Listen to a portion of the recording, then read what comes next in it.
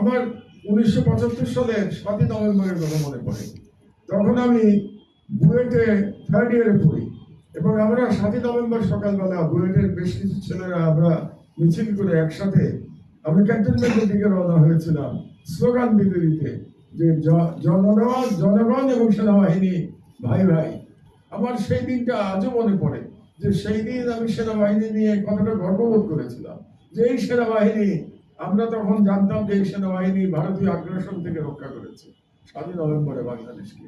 এবং এই সেনাবাহিনী আরেকটি বড় কাজ করেছিল 90 সালে, যখন জেনারেল এরশাদ যখন জনগণের বিরুদ্ধে অবস্থান নিল এবং সেই স্বৈরাচারী সরকার অব্যাহত রাখতে চাইল, তখন সেনাপ্রধান ছিলেন জেনারেল নুরুদ্দিন এবং জেনারেল নুরুদ্দিন তিনি মেসেজ পাঠালেন এরশাদ সাহেবকে যে সেনাবাহিনী তার সঙ্গে নাই। কাজেই সেনাবাহিনী সেদিন একটা গৌরবোজ্জ্বল ভূমিকা পালন করেছিল জনগণের পক্ষে, গণতন্ত্রের পক্ষে অবস্থান নিয়ে। যে বাংলাদেশের স্বাধীনতা রক্ষার জন্য, সার্বভৌমত্ব রক্ষার জন্য সেনাবাহিনী এবং জনগণ কাঁধে কাঁধ মিলিয়ে যুদ্ধ করবে, লড়াই করবে।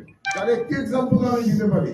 কদিন আগে আপনাদের মনে আছে নিশ্চয়ই, চাঁপাইনবাবগঞ্জ সীমান্তে সম্ভবত বিজিবির অস্ত্রধারী যারা ছিলেন সেনা কর্মকর্তা বিজিবির, তারা এবং তার পাশে একজন কৃষক হাতে কাস্তে নিয়ে তারা দেশকে পাহারা দিচ্ছিলেন।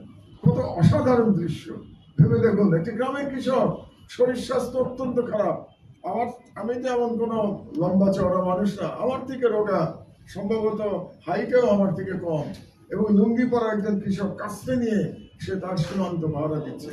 কি অসাধারণ দৃশ্য! আমরা তো এটা দেখতে চাই। আমরা দেখতে চাই সেনাবাহিনী এবং জনগণের মধ্যে এই ধরনের সৌহার্দ্য থাকে।